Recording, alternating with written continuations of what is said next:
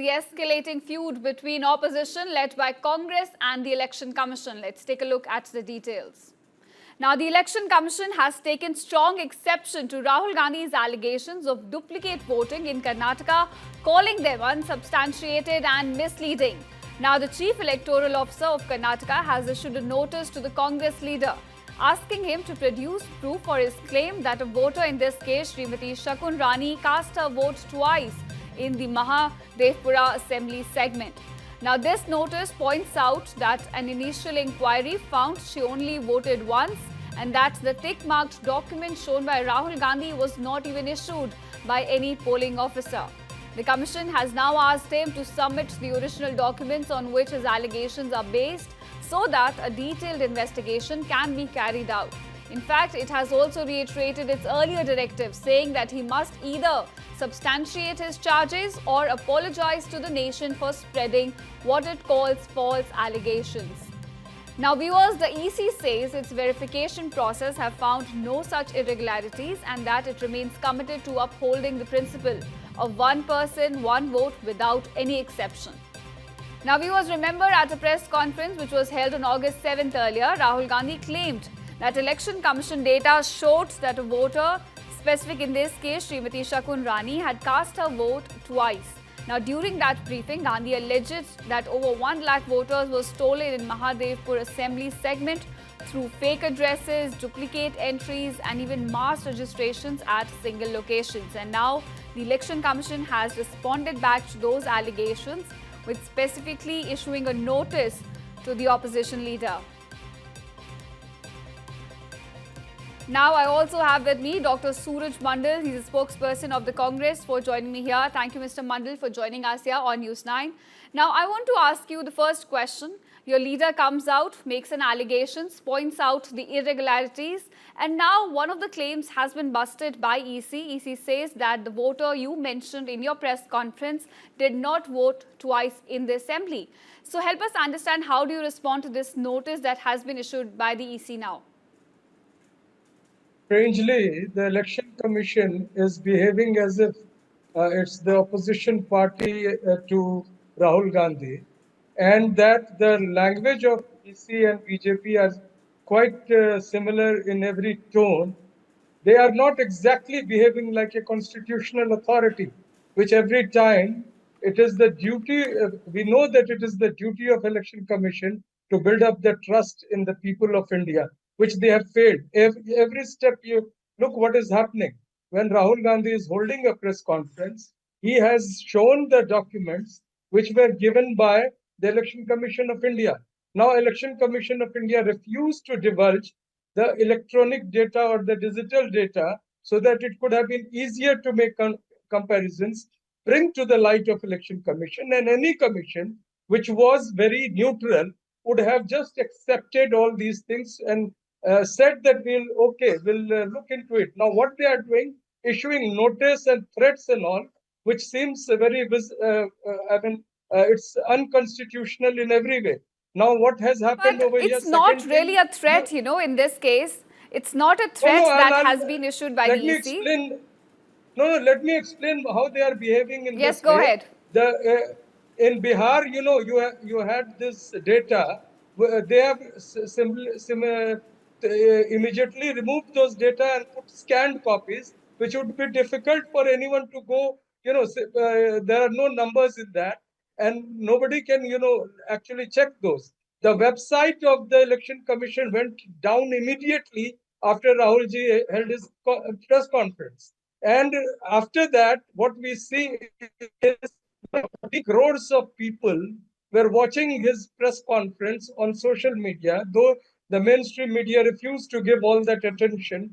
But people of India are really bothered that their constitutional right, which in every constitution is the most important and the biggest right which people have, is the right to vote. And that is on which the Election Commission is they have been constituted to safeguard the people's right to vote, people vote. What they are doing in Bihar, they are simply deleting or what they call special intensive revision. It is actually special intensive and removal of the voters from Bihar list. And we saw today that the deputy CM had the same sort of, the allegation what was being made by the Election Commission against Tejasvi Yadav. Instead of uh, giving any notice, they have just bought what he's saying. He's saying that I gave an application which is not in digital form, which is not online. So all these things point out that the Election Commission of India has failed to not only win the trust of the people, it has failed to be neutral. And the way they have been appointed also from the very first day. We have a person who is heading the commission who was once the secretary in the department where the present home minister is there. And when the Supreme Court had said that Chief Justice would be part of that committee in which the appointment would have been done, the Chief Justice was removed and another minister was of the ruling party was there.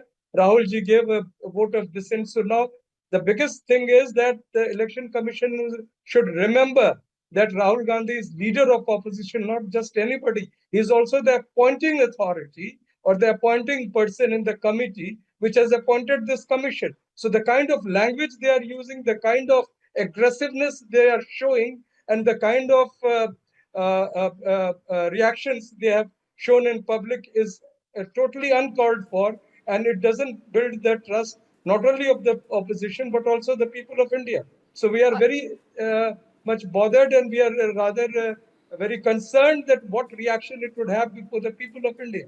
We have seen Right. what Mr. Mandal, has I happened in. understand your concern, but here the notice that has been issued by the EC, it says that the tick mark document that Rahul Gandhi showed at the conference is not issued by any polling officer. Now understand this, you make an allegations, you come out and you say there are irregularities, and now the EC has said give us the source of these allegations so that we can conduct a detailed inquiry into this. If you do not engage with the EC on this, where is the solution going to come from?